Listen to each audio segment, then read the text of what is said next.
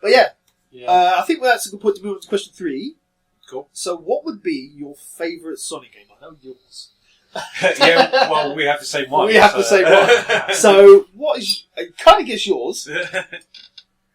Go on. Sonic Adventure 2? No. Ah. Go on then. Lead in. So this is kind of a difficult one, I think, because I don't, as much as I adore the Sonic franchise and how like much it means to me, I don't think there's a perfect Sonic game. Oh no, I think we can all argue this. On all of them I like, I can pick out things. I'm like, my favourite one, for reasons I'll explain, is Sonic Adventure. What? Okay. The first one. And I'm well aware that the gameplay itself is kind of dodgy sometimes. It's a bit of a glitchy mess. It hasn't aged very well at all, and it's got all those various issues with it technically. But I love the story behind it and its development, and I love the development of Sonic Adventure. It's fantastic. I love that, even though I kind of wasn't around that much in Sonic for this period because I was too young, but I love that. I think in the mid '90s he kind of went away for a little bit, and Extreme kind of got cancelled, so there wasn't a big Sonic game for a while. And then suddenly they released all this new artwork of the redesign, and they made such a fuss about this game.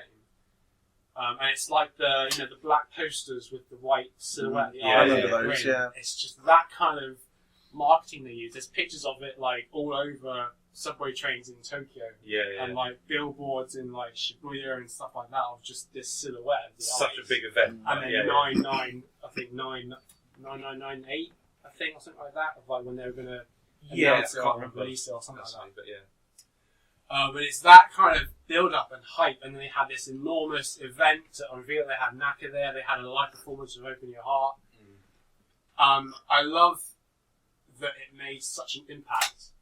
I'd love to see Sonic do that again. I love that they went all out and said, "This is Sonic. Sonic's back. Sonic's big." It would be big, It was incredible, and there's all the stories of the development team going off to South America to do research on the ancient Echidna shrines and stuff.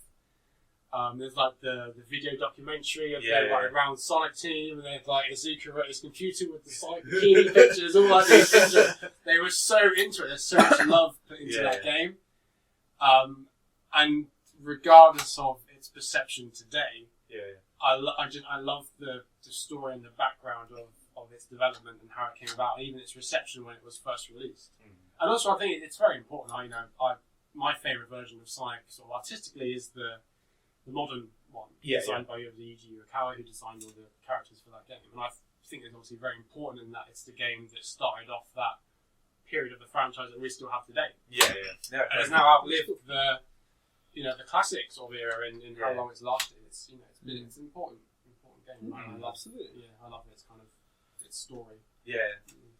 I mean, my favourite one is, as mentioned earlier, Sonic CD. Same. I mean, as I mentioned earlier, the music in it itself got me through like a tough period in the school alone, and it's part of the reason I kept going back and playing it just to listen to that song, even though you got a sound test. Was that Toot Toot Sonic? No, Believe in Yourself, Eternity. No, it's brilliant. I love that song. It's because it's just you've been told to believe in yourself, and really, it's a big thing that you can, especially when you're in school. School's a tough period for anybody. Totally. So it's always good to have something like that, and played it so much. I've got a love for Metal Sonic. Best character. Pretty badass character. I should be wearing that t-shirt. Actually. For me, it came later. And I think a lot of the things that always leave an impact on me are stuff that live up to my own hype. Yeah. And because I never owned Sonic CD on launch, over the years I sort of built it up in my head as this sort of ethereal thing that I'll never reach. I've never been able to own it. And I remember one of my first memories of it in particular was, do you remember in Alton Towers they used to have this ride where it was you're on a boat and you go through different areas, and one of the rooms that you go into is a Sonic themed one. And they had footage from Sonic CD, and it's I've never played that game. I want to play that Never heard of this. It's YouTube. But they've replaced it with something else. But I don't think I got it until well into PS2 era. Oh, stuff. right. Like, and my dad got it for me for like Christmas one year, I think. And It must be It- proper like- expensive then. not too much. Like collector's prices have gone mad, but like I remember like first playing it, and it's just like this is everything I wanted it to be and more. And it's such a big 2D Sonic game. Like there's so much. It's so dense. I love the fact that like every zone has 3 different types of level layout. Well, I mean, stuff. you talked about loving that period as it was, so going back to it. Yeah, absolutely. And it's just it's one of those things. Like the fact that in my head it was like this unreachable thing, and then when it finally like came about, it was brilliant. Like it totally just like epitomized. Do you think itself. that would have been ruined for you if we got to the emulator age where they were so free flowing you got to play it that way? Well, I mean, the emulator age was, in existence at that point, but for whatever reason, like, I've always kind of been, I want to own it, you know, like, it's important to me to own it, and, yeah, so when it finally came about, it was like, this is the one! It's cool. I'm going to cheat again and use 2 examples, but Greedy bastard! but they make sense, because, hear me out. One's like the epitome for me of 2D Sonic, and it's an obvious one. It's Sonic 3 and Knuckles. It's just nearly perfect, pretty much. It's a huge epic. It's told over so many different chapters. As we were talking about, maybe one of the Let's Plays, it's a story that's told through actions in gameplay. Cutscenes are short. Everything is told through what is happening in the background. There's the airship in Angel Island that just completely drops all the bombs. It's I'm playing through this. I'm not watching this happen. And that's a thread that runs through the entire thing, right? Even right to the end of Doomsday, and you're rushing through Death Egg, and you see that massive giant Eggman robot with the fingers just trying to crush you. Like, I'm playing through this. This is stuff that's happening. So yeah, I think there's a lot of things that were so perfect about Sonic 3 and Knuckles that could easily be reintroduced in terms of philosophy and approach to game design. That can be applied to maybe some of the more modern 3D Sonic games that I haven't seen in Sonic Adventure, Sonic Heroes, all the rest of it. But yeah, just briefly say that's freaking awesome. But more recently, my favourite Sonic game in 3D space has to be Sonic Colors. That game means an awful lot to me because I think it was just the first 3D Sonic game where I was just really... I mean, I was kind of involved in covering the game from beginning to end. Yeah. I think it was... I worked with Sega with some kind of coverage for Sonic Stadium as well. So I was able to kind of do some videos and stuff. So I was able to deep dive into the game in a way that I probably wouldn't be able to post-release as well. Yeah. So there's a little bit of a kind of personal thing attachment to that as well. But just as a pure gameplay experience itself, that was really when, in my mind, the 3D games started to pick it up from where Sonic Adventure 2 was solid, but obviously kind of doesn't really hold up today. Sonic Colors kind of found its new direction, and I think I prefer it more to Generations purely because it's all 3D. It's not the modern Sonic stuff in Generations. I think they were more considerate about the level design and what they were doing with it. To the point of what you were doing in the stages, and I just love the design as well. The level design, the premise of it reminded me a lot of the classic Sonic games with the environmental, like Green Hill to Scrap Brain. Only it's in space, and ultimately the bad guy is Eggman, and it's not some stupid like massive robot that's out of control and there's disposed Eggman, or like the Deadly Six or something. I vaguely remember Sonic Team making a specific point that the villain of Colors was going to be Eggman. The game was coming out. And the brilliant thing about Colours as well is that they introduced a new element of gameplay, a fresh new element of gameplay in the Wisps that didn't feel forced. It felt completely optional at points, and it really felt natural. Like, people talk about gimmicks in Sonic all the time, but the fact is, gimmicks is what makes a Sonic game. Like, whether it's the grinding and skills tricking in Sonic Adventure 2, whether it's just the multiple shields in Sonic 3 and Knuckles, to what the Wisps in Sonic Colors. Like, what matters is how they're applied and whether it makes sense in the game world. And Wisps were reintroduced in Sonic Lost World, but it didn't make sense in that game world, so it was a little bit flat. And in Colors, it was just perfect. Levels were based around them. It didn't feel... It added new depth to Sonic, and I felt that is why It's just great. I think Fantastic. you and I, when we did the Let's Play in Yeah. Colours, I think we touched on it. And it was like they introduced the wisps in Colours enough, so you've got enough to get through the level. And then if you want to go back for that full completionist thing, you can after you've unlocked everything as well. So it doesn't throw ones that you can't get to initially. Yeah. So it doesn't muddle everything up. Yeah. So I agree. It's a really cool one to pick up on, and I think as well for me, that one always stands out because I don't think anybody was expecting it to be any good. Yeah. It was very much like during that sort of period where Sonic was kind of It's off the back of 06, Unsixth and Unleashed. So Wasn't it? I remember when I first previewed it and stuff, it was like, holy shit! Like this is such an increase in quality. It was a Wii game as well. I don't think anybody was expecting that out of a Wii game. At that I think that's why not a lot of people really give it the credit it deserves, because it was relatively, apart from the Nintendo crowd, it was gone by relatively unseen. Yeah. Which is why a lot of people focus on Generations, I think, Because as the better, because they, more people saw it. But I think the only thing I really found a bit wonky with Colours was the inertia when you're jumping. The jumping was a bit weird. Yeah. But that's such a small niggle in what is otherwise a pretty damn fine game. In my mind, the best 3D Sonic game that's happened since. Yeah, I'd agree. I would agree with that. Well, actually, ever. Honestly, if I'm being honest, I like Sonic Adventure and Sonic Adventure 2. But Colours is probably it's just probably the most polished Sonic game in 3D space. So I guess that should move us on to what is arguably the tougher question: is what's your favourite Sonic level? Oh, jeez. Well, it ain't Bullet Station. That's for sure. I can easily pick one out. Like, I love the speed and spectacle stages, and for me, like, the best is Chemical Plant. Like, it's so, like... I presume we're talking about Sonic 2. Sonic 2, like... Because, again, it's that whole thing, like, you're playing it, and it's still a complete spectacle. All the pipes and stuff. And it's a really varied stage as well, because you get, like, the second act with all the water. Yep. And that sort of, like, changes the pace of it a bit. But it still has an enormous amount of speed, because it's got some of the most, like, ridiculous loops and things. Like, the camera has difficulty catching up with the character. It, like, goes and there's something about that stage. It's like, it's everything you want from Sonic. Like, you get the stage, it establishes the game with Emerald Hill. Like, this is what you get. Like, this is a nice manageable pace. And then Chemical Plant is like, right, let's ramp it all up to 11 now. And it's like the quickest stage.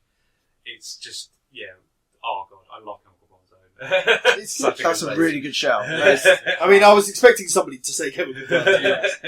Probably would have picked that, you bastards. Now I'm going to think of another one. Damn. I mean, you talk about speed and spectacle. Yeah. And I'm going to go back to Sonic CD because, I'm lame. Yeah. And I think Stardust Speedway.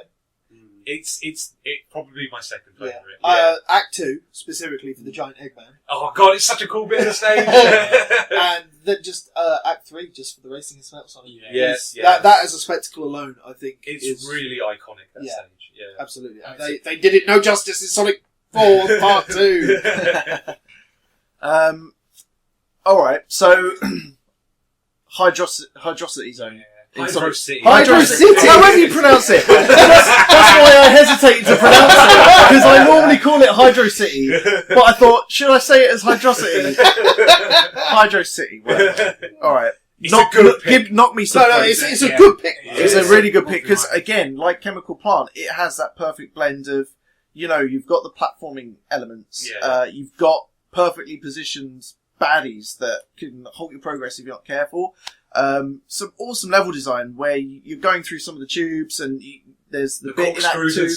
Corkscrews, there's the bit in Act 2 where you have to kind of navigate through the big area as well. If you want to slow down to do the platforming and find the big rings to go to do your emeralds, you can. Yep, and on the other hand, if you want to just blast through it, you're running on water. That is awesome. Right? It's an interesting pick as well because it's a water stage and the water stages are generally not loved. Yeah. Because they're slower. But Hydro City is not a slow zone at all. It really is. I think it is infinitely the best water stage in Sonic. Yeah, absolutely. And I can totally get behind it as a pick. Probably the fastest stage in Sonic 3. Yeah, because there are a lot That's of a very fair point. Apart from the beginning of Marble Garden, maybe, where you're just going down just a hill. Marble Garden puts a lot of barriers in your way. Yeah, that's true. I'd say all of the levels do. To be fair, there's there's always a barrier to your speed or some form of platform. Hydro City doesn't have that. As a consistent experience throughout the entire zone, Hydro City is the one with the best sort of flow. You're always moving from up to down, from left to right. Sometimes two at once. 100%. It's one of those things where, like, I don't hate water levels, but they are quite frustrating. They feel sometimes. clunky. They feel like they slow you down too much. I don't mind Aquatic Ruin really, but it's quite by the numbers. It's like Aquatic Ruin I find is fine if you stay out of the water. Yeah, because you can quite easily speed through that entire thing in less than a minute. On the other hand, Labyrinth Zone is just really frustrating because it's just, even if you're above water, it's like there's all these blocks just in your way, and it's like this doesn't help with flow. So Hydro City really has that balance nailed down, and even when you're in the water, you can't run at full pelt and you're still going slow, but they counteracted that. They counteracted that with like nice little elements, like the speed booster. Loads of cool level design. I love the hand. Exactly. On the spinner, and then that's such a iconic little thing. Also, there's just some really cool enemies in it, like the little piranha that ganks you of all your rings. If you just decide to let it the little piranha that could, and you're just like, get off me, you little dick. But then you've got the bubble shield as well. I think that level introduced the bubble shield too, and I love that because you just bounce around everywhere. It reflects lots of projectiles as well, which are just in your way. Like when you've got the platforms with the little cannon at the end. And it's like bouncing off you and you go, and what? Come at me, bro. Yeah. So. A little bit more, but on top of that, you've then got the music as well, which is just the music for Hydro City. The Act 2 especially is just like... I mean, I think that's the same in all of the levels. Like Stardust Speedway's got a good one. Great music. Chemical Plant. Chemical Plant has got iconic theme. Got to love the generation making that as well. I think water stages as well. Like I think Aquatic Ruin isn't too bad because you can stay on top of the surface, but even on top of the surface, it's got a nice fairly small loops and stuff. Whereas Labyrinth is just all blocks, which just constantly works against you. And it's always out to stop you, whereas everything else is. I'd say a close underwater stage is actually Aquarium Park. Aquarium Park's good. I was going to say that a level from Sonic Colors was actually going to be like a close second, or not close second, but I'll let you say what your favourite level is first because I don't want to. It's funny you should say that because I'm actually going to go with the Colours one, and I'm a sucker for spectacle and visual stuff, so I'm going to go Tropical Resort. Oh, nice! It's such a good introduction. Oh, the whole thing together. Just because it's, I think it even to the point where like the very first thing you see where you're stood and you've got the road in front of you. The confetti falling down. It's really celebratory. Totally, that's exactly. You've got the confetti. It's like, you've look got at our amazing Sonic game. You've got this this wheel, I think, in front of you with Eggman's face on it, and you're in Eggman's kind of zone, but it feels really happy. And then on top of that, you've got the Earth like in front of you as well, which adds to it, and you're just like, wow. You couldn't have framed a better start. Oh, absolutely. And then you start running, and you've got the music kind of keeps you going, and the whole zone is just such a joy. The crazy thing is, like, introductory levels in Sonic always have to be like quite light-hearted and happy to kind of ease you in, but because we're in Eggman's space station of joy, it's like you see the Earth in the background, and that's normally reserved for like Death Egg and stuff. And you're like, Doomsday. This is a bad place, but but this is cool. It's great. Like, it's not even like to the point where you're bouncing off like balloons in the air and stuff. You know, it's quite subversive in that way because like obviously the traditional first stage in any Sonic game is a grass stage. And you're on essentially Earth or whatever his home planet is. Stage on that planet Wisp, isn't it? So reversing that and being, what is on is essentially a Death Eggs type space station. It's a big industrial man-made place. I mean, it's good. I mean, very, very cool. Colours certainly broke a lot of rules in terms of the Sonic game design. It feels like you're being welcomed to a party as well. The game is just. It might be it's a just massive like party. welcome, and like on top of that, it feels like a place that's really alive as well because you've got the Tannoy Eggman making comments about don't bash the robots, the repairs are expensive. I was going to say, like Mike Pollock just went to town. Oh, absolutely! I'm sure he just ad-libbed most of that. It adds to the experience so much because you feel like you're in a world that's alive. So it's wonderful.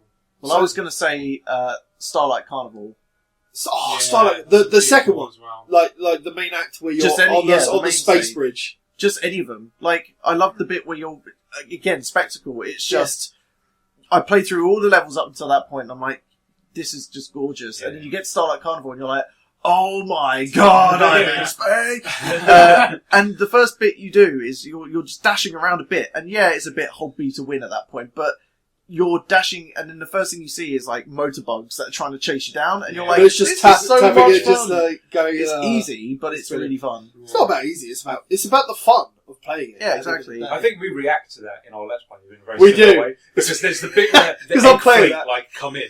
They all sort of warp in, Yeah. and you get that massive shot of the entire egg fleet like warping in, and it's just But- like, It's just oh, the It's scale of this is really, enormous. I really love good, it. Sonic Colors is great for spectacles. I would say one of my favourite Sonic moments of all is Terminal Velocity.